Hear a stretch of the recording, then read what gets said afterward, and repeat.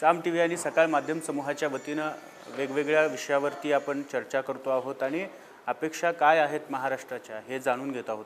आज सहकार विभागाशी असलेल्या चर्चेवर आपण सहभागी होतो आहोत आणि यामध्ये आज सहकार मंत्री हर्षवर्धन पाटील हे स्वतः आपल्याशी चर्चा करणार आहेत। साहेब, राज्यातील निम्मी लोकसंख्या ही सहकाराशी निगडीत आहे आणि या लोकसंख्येला जशा पद्धतीनं सहकाराच्या बाबतीमध्ये पाहिजे होतं तशा पद्धतीनं ह्या चळवळीचं भवितव्य कुठेतरी धोक्यात आलं। काय आहे चळवळीचं भवितव्य?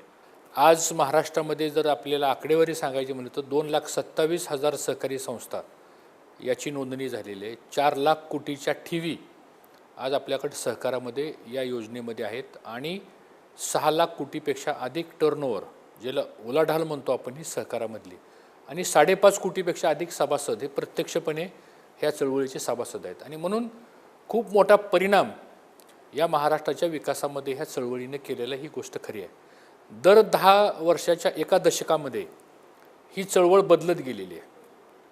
पूर्वीच्या कालखंडामध्ये बँकिंग व्यवसायामध्ये चळवळ पुढे आली, नंतर पतसंस्थेमध्ये चळवळ पुढे आली, नंतर नागरी बँकामध्ये चळवळ पुढे आली, मधल्या 20 वर्षाच्या 2 दशकामध्ये साखर कारखानदारीमध्ये चळवळ पुढे आली, त्यानंतरच्या कालखंडामध्ये गृहनिर्माण सोसायटीमध्ये चळवळ पुढे आली आणि म्हणून दर 10 वर्षाला 15 वर्षाला या सहकाराचं चित्र जे आहे हे बदलत गेलं आणि जशी जशी लोकांची मागणी येत गेली तशी तशी ही चळवळ वाढत गेली, बदलत गेली आणि विविध संस्थांची यामध्ये निर्माण होत गेलं। आज आमच्याकडे 52 क्लासिफिकेशन आमच्याकडे सहकारी संस्थांचे आहेत आणि मला असं वाटतं की खूप मोठा बदल ह्या चळवळीच्या माध्यमातून झालेला आहे। महाराष्ट्रातल्या सहकार विभागाचा किंवा त्यातल्या त्यात साखर उद्योगाचा विचार केला तर साखर उद्योग कुठेतरी सहकाराकडून खाजगीकडे जाताना दिसतं, असं चित्र सध्या निर्माण झालं। याविषयी काय सांगाल? हे काय झालं आहे, मध्यंतरी 2006ला केंद्र सरकारने जे ग्लोबलायझेशनचं धोरण जे स्वीकारलं, यापूर्वी आपण खाजगी कारखान्यांना कधी परवानगी देत नव्हतो।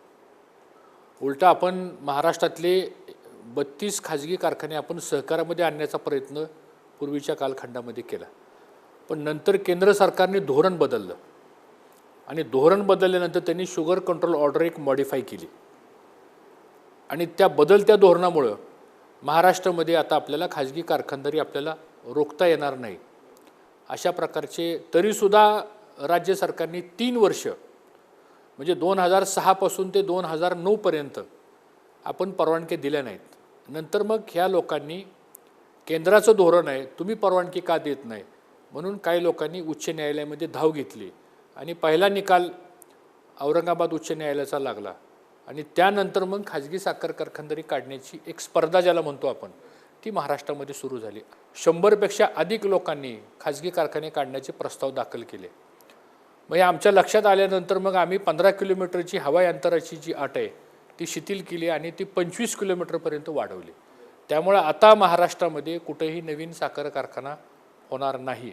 जरी खाजगी कारखाने निघाले असले तरी गेल्या वर्षीच्या क्रशिंगमध्ये जर आपण बघितलं तर 72% ऊसाचं गाळप हे सहकारामध्ये झालेलं आहे आणि 28% ऊसाचं गाळप हे खाजगीमध्ये झालेलं आहे। खाजगी कारखानदारी फक्त वीज निर्मितीमध्ये सहकारापेक्षा पुढे गेली। रिकव्हरी जर आपण बघितली तर आज गेल्या वर्षी सरासरी जर आपण काढली तर खाजगी कारखान्याची रिकव्हरी सरासरी 10.48 आहे आणि सहकाराची रिकव्हरी 11.10 आहे। साहेब, सहकारी कारखाने जेव्हा विकले गेले, मधल्या काळामध्ये जेव्हा हे विकले तेव्हा त्याच्यामध्ये प्रचंड भ्रष्टाचार झाला आहे असा एक आरोप आहे। काय नेमकं त्याची वस्तुस्थिती आहे आणि त्याच्या जे काही चौकशी आहे त्या चौकशीच्या बाबतीमध्ये काय झालं? साधारणतः 28 कारखाने आत्तापर्यंत हे विक्री झालेले आहेत। 2009ला मी सहकार मंत्री झालो, त्यापूर्वीच्या कालखंडात पण काही विक्री झाल्या आणि मी सहकार मंत्री झाल्यानंतर सुद्धा काही बँकेने कारखाने विकलेले आहेत, ही गोष्ट खरी आहे। साधारणतः आपल्याकडे एक पद्धत अशी आहे की साखर कारखान्याला कर्ज ही बँक देते, त्यामुळं सर्फेसिंग ॲक्टप्रमाणे या बँकेवरती त्या कारखान्याचा पूर्णपणे अधिकार हा बँकेचा असतो। त्यामुळं आता जी विक्री व्यवहार झालेला आहे ठीक आहे, आता मागणी किंवा आंदोलने आत्ता झालं, पण गेल्याच वर्षी मी हे सगळे चौकशीचे आदेश दिलेले आहेत की याच्यामध्ये बाबा ह्या बँकेने विकलेले जे कारखाने आहेत त्याची आपण साधारणतः सगळी चौकशी करावी, तशा प्रकारचे आदेश आम्ही दिलेले आहेत। निश्चितपणानं एकदा चौकशीचा रिपोर्ट येऊ द्या, अहवाल जोपर्यंत येत नाही तोपर्यंत त्याच्यामध्ये काय तथ्य आहे का नाही आता कोणी म्हणतं 10,000 कोटीचा भ्रष्टाचार झाला, कोणी म्हणतं 5,000 कोटीचा झाला. आता ठीक आहे, ते कोणी आरोप करणं लोकशाहीमध्ये ह्या गोष्टी ठीक आहेत, परंतु मला असं वाटतं की याच्यामध्ये हे सगळे विक्री झालेले व्यवहार जे आहेत हे बँकेने केलेले आहेत आणि त्या संदर्भातली चौकशीचा रिपोर्ट येऊ द्या, आल्यानंतर त्याची स्पष्टता होईल. साहेब, भूविकास बँकांच्या बाबतीमध्ये बघितलं तर भूविकास बँका बंद होतील अशी एक चिंता निर्माण झालेली होती. त्या नेमकं काय आहे, त्याची परिस्थिती काय आहे, त्याला नवसंजीवनी मिळणार आहे का, काय नेमकं शासनाचं धोरण आहे या भूविकास बँकांच्या बाबतीत? दुर्दैवानं काय झालं की मध्यंतरच्या कालखंडामध्ये आपल्या राज्यामध्ये 29 जिल्हा भूविकास बँक आहेत आणि स्टेट लेवलची एक फेडरल बँक आहे. वैद्यनाथन समिती येण्याच्या अगोदर साधारणतः 10-11 वर्ष झाले ह्या बँकेवरती प्रशासक आहेत. ह्या बँका सगळ्या बंद आहेत, कारण जमीन डेव्हलपमेंटचं काम संपलं आणि मग पुढचं काम कुठलं आलं. जसं मी मगाशी उल्लेख केल्याप्रमाणे दर 10 वर्षाला सहकार बदलत गेला. एक 10 वर्षाचा काळ असा होता की जमीन डेव्हलपमेंट हाच 10 वर्ष 15 वर्ष आपल्याला महत्त्वाचा भाग होता. नंतरचा काळ आला तो पीक कर्जाचा आला, नंतरचा काळ आला तो मध्यमुदत कर्जाचा आला, नंतरचा काळ आला तो मुदतीचं कर्ज देण्याचा आला. आता त्यावेळेस मात्र ह्या बँका त्यांना शेतकऱ्यांना पैसे देऊ शकत नव्हत्या.